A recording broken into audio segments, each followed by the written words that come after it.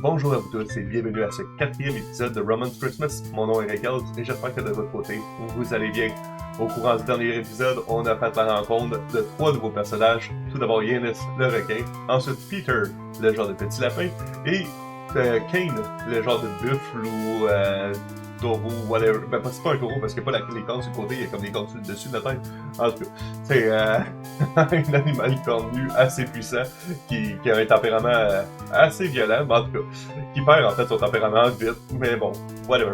Mais ce qui est le plus important, c'est ce que Elegant nous a raconté, comme de quoi qu'elle est là pour faire une enquête sur un cas déjà clos, il y a 12 ans de ça, d'un certain Jonathan et Brendo qui se seraient tués dans un certain mansion. Donc, elle pense que le coupable serait parmi nous, ou du moins qu'il y aurait des indices pour déterrer le coupable qui aurait un lien avec quelqu'un de la taverne. On va voir ça ensemble au courant des prochains épisodes. Je vous souhaite un bon visionnement. It's nice to relax by the fire in the afternoon. The snow was falling again outside, so Tsar needed to sweep the snowflakes, which were blown from the doorway. Soft snow hit on the street and muffled all sound, like when you block up your ears with soft cotton. Everything bad or unpleasant, from outside dispute to bad ideas, is muffled by the snow. The slightly sweet scent of fresh air, chilled by the winter cold, lingers in the nose. The wind, heavy with floating snow, tapped the wooden door, enough that a band of sunlight could shine through the gap and across the hall. Suddenly, the door swung open. Huh, it's so cold. Could I get something to warm me up? A fluffy, white-furred dragon. C'est un dragon, hein, fourrure blanche. Enfin, on voit de quoi ça a l'air. Staggered in, dragging a suitcase that was almost as big as he was, and leaning on the cane. What's a child doing out in the snow like this? Well, hurry up, boy. Come in, and have a rest. Don't call me boy. Would a child be carrying this? He produced a medical license from his pocket and brandished it up at Starn, like a dagger. Starn frowned as he read it. Oh, my apologies, Master Doctor. Please forgive my rudeness. The last thing I need is to freeze to death before I get back to my clinic. I'd just be waiting for the snow to come down. Of course. Please, warm yourself by the fire. I'll carry your things. Sarn tried to lift the suitcase, then let a loud groan as he shifted it. That's in God's name. What's in God's name? So heavy. Puis l'autre amenait ça comme si rien n'était. The dragon took off with his thick and heavy coat, climbed onto the chair opposite me, and reclined with a sigh of full contentment. Greetings, I'm Tribby, a physician by trade. He rose slightly and stretched out his hand. I returned the handshake. Roman, it's a pleasure. Maybe I'll be your patient in the future. His lips convulsed slightly. I hope that day never comes. His hands were covered with soft white fur, from the palm to the back of his hand. The stray snowflakes which he brought from the outside were melting on his fur. It looked like it fit right in with some of Charn's painting. Now then, where in the blaze am I? I never passed by here.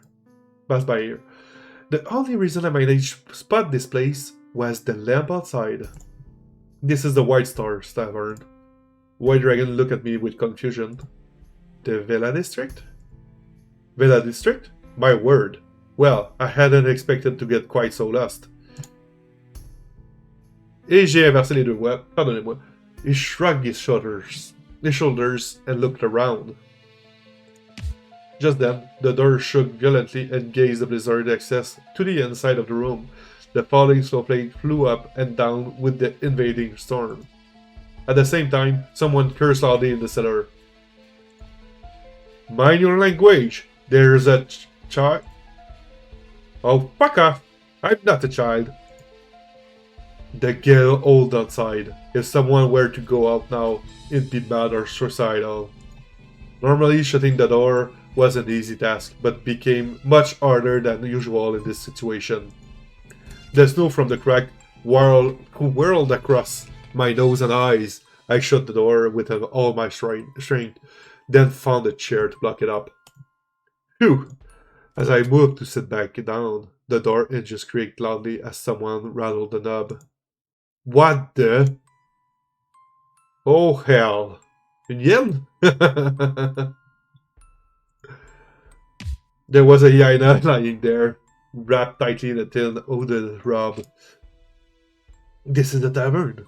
Please, I humbly ask for shelter and a warm heart. May I stay? Il a le même collier que l'autre fille. Elegant qui est en haut. He crawled to his feet in embarrassment as I shrugged as an answer and pointed to the cellar, just as another crashed echoed with him. From within, I'm not the boss. I can't call the shot. Perhaps the owner will show kindness and not hurl me into the street. He took off the robe on the back of the chair, then kicked back and leaned heavily. The partially suspended chair groaned under the pressure. Sorry to keep you waiting. Going so soon, Doctor? Thorn stood in the doorway to the cellar with mugs of ale in his hands as Trevi was getting up from the chair. I'm not feeling well, and want to find a place to rest. Do you have any available room? How strange. Trevi looked just fine a second ago, but now he looks pale and weak. Let me think. I haven't cleaned up the other room yet, otherwise I can offer the space I have in the attic. Trevi walked to the stairs quickly, politely refusing the concerned offer. Donc ils se connaissent ces deux-là, hein? Pas lui puis lui, je parle, là, mais Trevi puis la hyène qui vient de rentrer. Thank you, but I'm a little queasy at the moment. My stomach is a bit too delicate for alcohol. Well, no need to waste such a fine ale. Turned to stare in surprise at the hyena plucked the mug from his hands without any hesitation and intended to drink. Hold on! You're a friar, aren't you? Perhaps he's also a pretender like Elegant? Don't bother with such rigid rules. This far nobler to not waste the gift granted by God. Well, how should I address you? Tarn crossed out a whole line on the bill with his pencil, then added a few words. It seems like you don't go to church on weekends, or you'd know my name. I will go, but seeing as I'm the only one working at this tavern, I don't have much a chance. Excuse me. With a slight frown, Tsarn turned back and quickly retreated into the kitchen. I suppose that he will stay there for a long time. Oh, I just remembered. I have something important to do. Good. What else is more important than rescuing your soul, my child? Come on, stay. At the moment, I touched the stair railing. The hyena had pinned my hand with a smile. The blink of the... On va appeler ça le P-Cross, là. J'ai aucune idée c'est quoi ce symbole-là. Est-ce quelqu'un qui peut me dire c'est quoi ce symbole-là? C'est quoi ça veut dire, ce symbole-là?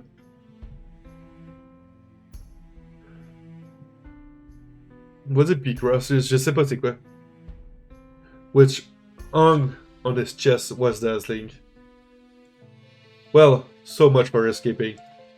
What's your name? I believe I've never seen your face before in my church. Bon, ça y est, c'est parti.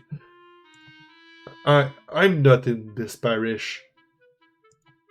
That doesn't matter. Even though we are from different parishes, all of us are in the same family. I'm Father Adrian. Nice to meet you. I stretched out 3 fingers and gingerly shook his hand. I'm Roman. Nice to... He interrupted me before I could get a word in edgewise and began to make a speech without any pause, gesturing toward me excitedly. Tell me, child, do you know where we will go after that? I'm sure you never think about that. How to settle your audience to sleep. Step 1. Ask a question and answer it yourself. He let go of my hand and he quickly climbed the stairs. Treevy was standing in the corridor and started staring blankly up at the ceiling. Surely there's some way to... Here, leave it to me. I went ahead and untied the knot step by step. This white dragon watched as I untied the string from the wooden handle quietly beside me. Okay, I got it. Next step is just... Imagine, bang, le white dragon se fait ramasser. I put the ropes down step by step. The ladder dropped slowly with a squeak from pulleys. Finally, the ladder descended between us. Ah, so that's the trick. Thank you. It seems like you are familiar with this place. I am a regular customer, so I know a few things about this place. The white dragon caught hold of the handrail of the ladder and tried his best to climb up the very steep step. The spacing of the ladder's rung was suitable for someone of Sarn's size, so it was a little large for him. Okay, nice. The nightstand was half open. I moved quickly, pulling open the drawer and began searching. Quelqu'un qui a été fouillé là-dedans. My wallet was still there, as were my magnifying glasses in their fleece bag. The evidence case from the crime scene. I rummaged through the sundries I had stored there, my hand dipping down into the drawer. Finally, my finger touched a cold and hard object buried deep among the linens. There it is. I tucked the case back down deep underneath my things and stuffed everything back in the drawer. I quietly cursed the lack of luck. The cheap bastard Sarn must have thought nobody would bother to rob his guest. Imagine that. Nothing was lost, but I know I didn't leave the drawer open. Think, who had access to my room after lunch? Only two can be excluded. Who didn't have the chance to enter my room after lunch? Non, il était tout seul en haut, fait que ça peut pas être lui. Ces deux-là, parce qu'on était avec. Lui, il est en haut tout seul, fait que clairement qu'il a pu monter et aller voir. Sarn managed everything all the time from downstairs, so he didn't have time to go upstairs until now. Excluded. Aaron, he chattered without a stop in front of me since he got here. He may have made a bad impression, but it wasn't him. As for everyone else, I need to investigate. I locked the door and went downstairs. Oh, on you go? Well, what else would you like to order? That's enough. Thank you for the warm hospitality, good sir. The lynx who just came in swept off his thick coat and casually dropped it into Henry's arm as he walked past. What are you doing, child? I am not a coat rack. Sarn took the coat from Henry's hand and quickly hung it from the progressively more overburdened coat rack. Aaron let out an unfettered oath, then walked over to the fireplace and sat down, the fur on his back raised and tackled. The lynx walked toward me as he adjusted his collar, meeting me at the bottom of the stairs. Hello there, just call me Vincel. He reached into the pocket of his fancy, puffy sleeve topcoat and produced something with a flourish. It was a scroll about the size of a finger, with smooth edge, paper wrapped around a varnished wooden core. C'est sa carte d'affaires! That explained a few things. This guy smelled of money. Hi, I am Roman, the detective that... Splendid! Mr. Roman, might I take your contact later? Details later? I may have some need for a detective in the future. Well, if you want to. I tucked the scroll into my pocket and wiped the sweat on my hand on the suit. I can provide you with my address once you're settled in. I stepped out of the way so Vincel could trot upstairs. Sarn followed him with his luggage. People nowadays, Aaron was muttering to himself as he turned to me. I believe you said something about thorns on the road to salvation earlier, Father. You. Aaron's words stuck in his throat as the sight of thorns coming downstairs. I'll prepare dinner. Feel free to chat. Thorn lifted the curtain and went into the kitchen, leaving me and Aaron in the room together, alone. I quickly moved, reaching for the easiest excuse to get away from the hyène before he pounced. I'm going to leave an address for him. We can talk later. I rushed to the stairs before he could object. The minstrel stood at the door of his room. I don't suppose it's a coincidence that your room is right next to mine, Mr. Vincel. I thought you'd be staying in the suite at the end of the corridor. The rooms are all the same, my good wolf. It's not as if I have much in the way of luggage. He stepped over to the doorway, and leaned on it, mentioning me over with the constant mild smile. Here you are, just right here. I accepted the sharpened quill and jotted down the address of my office on the paper he gave me. Though I called it my office, it was just the parlor of the flat that I rent. If a client came without a reservation, they'd be shocked by the casual atmosphere there. I didn't always have the time or energy to sweep or clean up after myself. It cost me more than one client's business. He tucked the paper into the pocket where he put the scroll, then gave me a finger wave goodbye. Funny, I had expected something more like the scent of exotic spices or fancy cologne at least. Or maybe that was just me expecting something more ostentatious. It's snowing heavily out there. Kane tightened the lock and dust off his hand. You're bloody lucky. It's a holiday. So I don't need to be horrible going back. Why not stay here until the snow is lighter? Just think of it as being on a case with me. Bucker off. As if anyone could accompany you. I told you not to come in when I have my door locked at night. No need to be rude. You want to talk. You forgot to buy me a drink after the case I helped you with. Alright, okay. I treat you soon. What's your poison? Ale? Wine? Of course, it's ale. Who's gonna treat someone to some ale? Yanis emerged from the door at the end of the corridor. Are you up to your grills and coins? How come you can pay for the corner suit?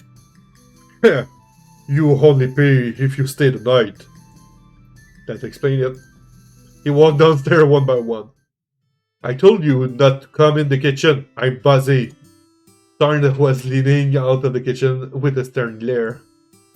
But my child, isn't the redemption of the soul more? Last I checked, you can feed customer with redemption. Now stay out. I'm pretty sure you can't just come in here, Pretty. I took the seat beside Aaron. He scooted over to give me some room. Maybe you should just take it easy tonight? For the night?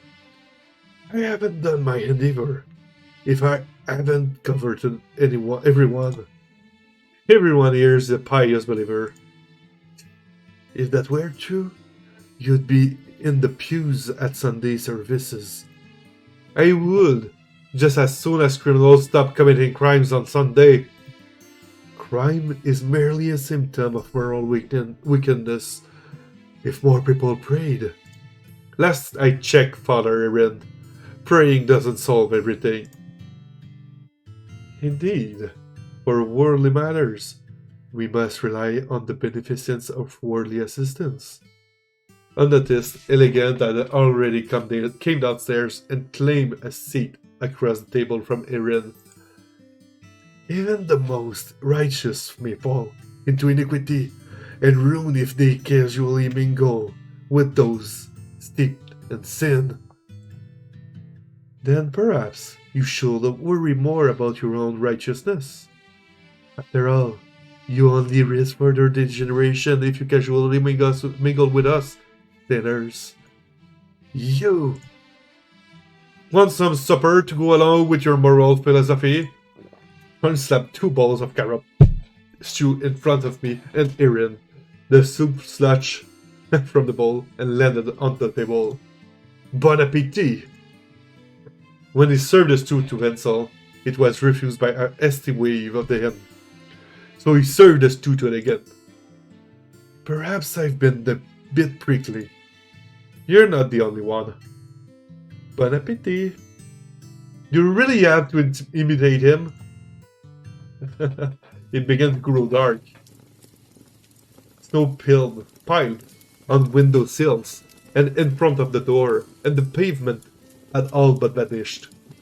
And Doc strummed in snatches of melody in his corner, just like every bard stuck in an inn by heavy snow. Looks like we have to stay overnight. Do I got time to change to a smaller room so I can save some money for hell? Maybe go without hell for tonight. Do you know 2 places without hell? Jail and hell. That's why I come to the tavern. It's the furthest place from both. Yanis took the seat at the bar and moved to scratch the countertop. The change is okay. In this kind of weather, every guest counts. Tarns slid a mug to Yanis across the counter. Drink up, but scratch my bar, and I'll take it out of your hide. Hello? A muffled voice came from behind the door. Il y a carrément quelqu'un qui vient d'ouvrir la porte. My goodness. Qui est en train de tabasser qui, là? Hello? Ok, non, c'est vrai, la porte est barrée. Fait que lui, il est juste là en train de varger dans la porte parce qu'il est comme, je veux rentrer, laissez-moi rentrer. Hello? Is there anyone in there? Continual knocks came through the snow-buried door, attracting everyone's attention. The snow was piled up as high as my hips. Who would be knocking at this time of night? Everyone kept silent. Yanis moved in front of the candle to hide it. Please! Our carriage is stuck in the snow! How many of you are there? Farn opened the partition and squeezed himself out from behind the counter. He kept his left hand concealed in his coat. 3, please! We have money! We just want somewhere we can pass the night. I can see only one. Farn grimaced, then cracked the door open to peek out. My master and mistress are still in the carriage. Come on in, Dad. Farn pushed the door wider, allowing a thin figure to stagger inside with a gust of snow. Goat. Thank God! The wheels were stuck in the snow, and our horses panicked and broke their legs. If we hadn't seen the light of the tavern, I don't know what we would have done. Thank me later. I go rescue the other 2. I give you a hand. Tarn and Yanis took their coats and went out of the door, though Yanis' coat didn't seem to fit him well. Phew! Is there any way I can warm myself? The goat patted the snow off his coat and shuffled over to the fireplace. I'm surprised you made it this far with the way you're shivering. It's too cold for being near the capital. Ridiculous. By the way, my name is Sean. I am Roman. Nice to meet you. I didn't feel comfortable shaking the hand of someone trembling so hard. Luckily, he seemed more focused on warming his hand by the fire. The door swung open heavily as Tarn guided 2 people wrapped with thick clothes inside. He left them by the fireplace to pour ale for them. Oh! A grey wolf and a tigress. Okay! Here you are. Drink it to warm yourselves. Yanis carried the luggage in and returned his overly tight coat back to the coat rack. Which I then noticed was actually my coat. Jerk! Vous pouvez bien pas y faire! I'll admit, I doubt my place would meet your usual standard. Any port in a storm, as they say. Merci beaucoup. Just take it easy. I will try to accommodate you as best as I can. May I know your name, please? Lunik. Marky Lunik Harlock. And this is my wife, Solar. A gray-furred wolf emerged from underneath the cloth. Snow clung to his messy but glossy fur, and his amber-orange eyes landed on me. I wonder if you remember me. Oui, certainly. You're the detective who resolved a crucial case for us, monsieur. Roman. Oh yes, Roman. Pardon. It had almost slipped off my memory. He turned back to take off his wife's cloak before handing both to his servant goat. Sean caught the two cloaks and stood aside like a living coat rack. I guess nobles have short memories. Your room is ready. It's not exactly a suit in the capital, but it's clean and tidy. No need to mention. They must be staying in the double suit at the end of the corridor. Thank you. I simply must get out of those shoes. Sean, I think the glue of my heels came loose from the snow melt. Thorn walked ahead, with a suitcase in each hand and a candle held by his tail. The Marquis and the Marquise followed him up. Kane watched them go upstairs from his seat at the counter, fiddling with his pendant. Same Kane's pendant had never been apart from him, though the color and scratches on it made it wouldn't be worth much. Sarn came back downstairs. Is there anyone here who doesn't have a room? Like me? Oh, forgive me, father. Well, we have a nice big room left over for the Marquis servant. Aaron's spout was not intense, it was almost audible. As I'm sure you know, the warriors of God must keep away from worldly pleasure which weakens them. That includes staying overnight in the hill's big suit. I suppose that is indeed the case. So I think it's all right. Vincent and Trivy came downstairs one after another. Trivy walked straight to the counter, took a seat beside Kane and Yanis, and started reading a book like he was in his own little world. Before he could notice it, Kane had plucked the pendant off his neck, strode upstairs. What? Ah, wait, laundry. The pendant swung about, the string of it twined between his index finger and thumb. I do say, it's gotten much more lively, hasn't it? We don't usually have a packed house this late. Anyone cared for a game?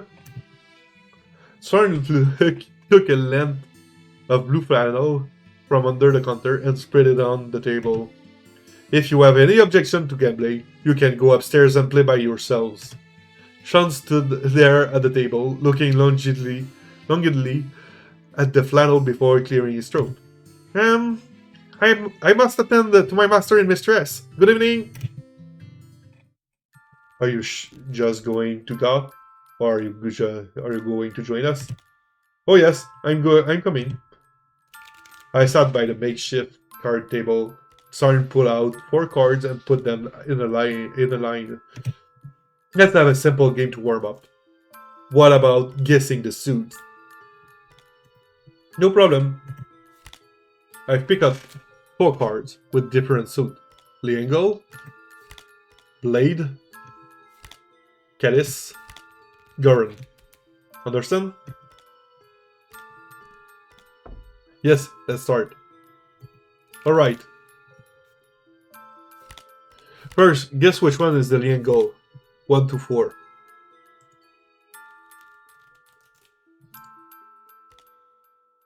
Ah, j'ai pas eu! C'était lui. Seems you're wrong. Now let's guess which one is the Blade. Ça va marcher?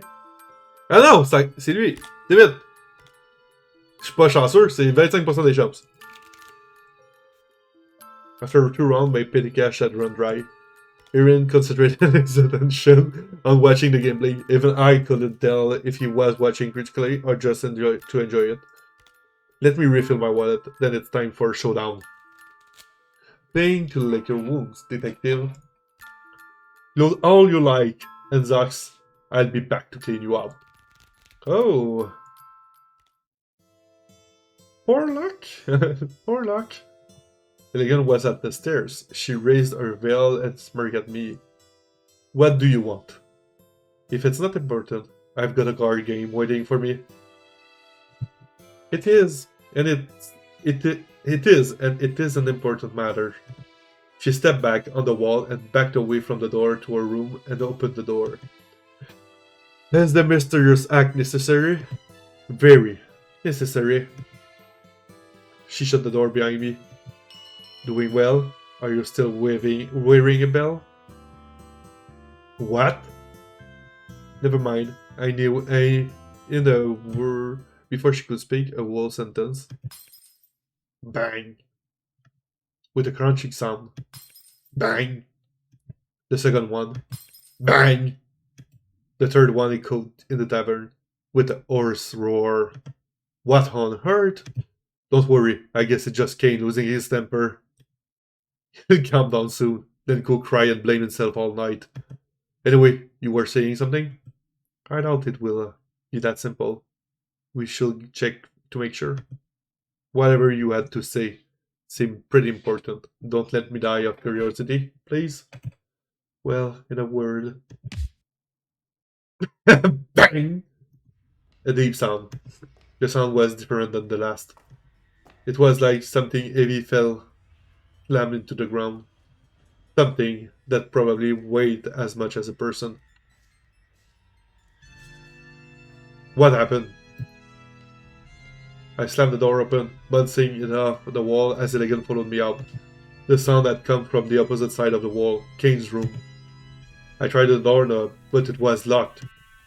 I thumped, pushed, kicked with all my strength, but the door wouldn't budge. Sean ran from the double room in a hurry, an anchor key in one hand. What happened?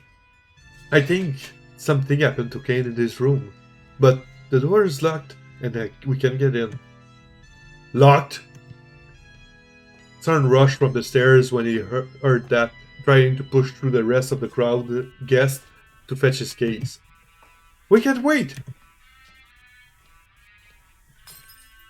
Sean backed up, bent his head down, and rushed to the door with his horn. My vision went black. The air was still. The sound of choppy breath and sobs slowly, gradually, filled my ears. A scream sliced through the still air and echoed into my ears.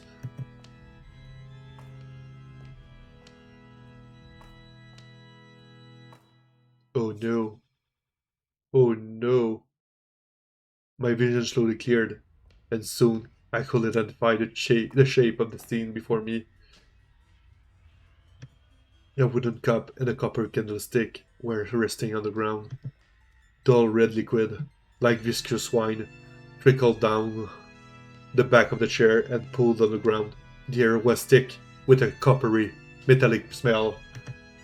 Kane was slumped in the chair, like he was asleep. If you ignore the knife which was thrust into his chest.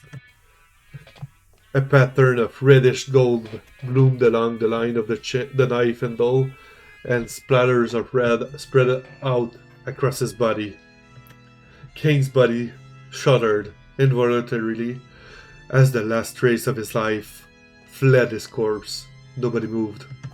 It was like the world had slowed to a crawl, like witnessing a terrible accident that you couldn't do anything to stop.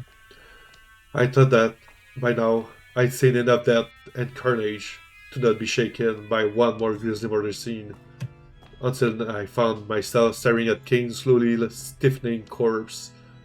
The familiar odor of Kane's musk mixed with the metal smell of blood and reek of death and caught in my throat. Someone, do something. Sarn tried to burst to the room, but was stopped by Enzox and Sean clinging to his side. Why? Why in my tavern of all places? Who did it? Which one of you did it? Zorn roared as he shook Enzox and Sean off, his lips pulled back to show fangs, and his shoulder hunched. His wings began to spread angrily, struggling to free himself from the straps he held them with. The friendly innkeeper personnel dropped away. In his place was an enraged dragon out of some bard's tale, furious that someone had dared defy its lair. He leveled his glare at me. Get a hold of yourself. I'm crushed that king's dead, and I don't know who did it. Then find out! I do everything I can. Thank you. It's very important for me. Zorn slowly recovered his composure. His fangs hidden back under his lips, and his posture relaxed. I expect all guests will cooperate with Roman's investigation in order to resolve this as soon as possible. He tossed me the ring of keys, turned around, and slowly walked downstairs. His footsteps heavy on the stairs. I remember there was another set of keys in the attic. I should have looked later. Well then, time to get to work. If you wish, detective, I can help by checking the corpse. If you don't want to face him so soon, that is. I'd appreciate it. I'll admit I usually only treat living patients, but given the situation we now face, that's fine. I'll work while you investigate somewhere elsewhere. Return after you finish. With this, he turned back and tightened his medical glove before going to work. On vient de perdre notre fameux Kane, et l'enquête qui va en découler va probablement nous dire, du moins on l'espère, qui a éliminé ce Kane. Si vous pensez avoir une idée de qui a fait le meurtre, vous pouvez toujours les laisser dans la description, dans les commentaires sous la vidéo. Entre-temps, si vous voulez voir l'action en live sur Twitch, vous allez avoir le lien juste ici. Sinon, vous pouvez toujours le retrouver dans la description de cette vidéo. Je vous souhaite une excellente fin de journée ou une excellente fin de soirée, tout dépendant de ce qui s'applique à vous. Prenez soin de vous et à la prochaine. Bye bye.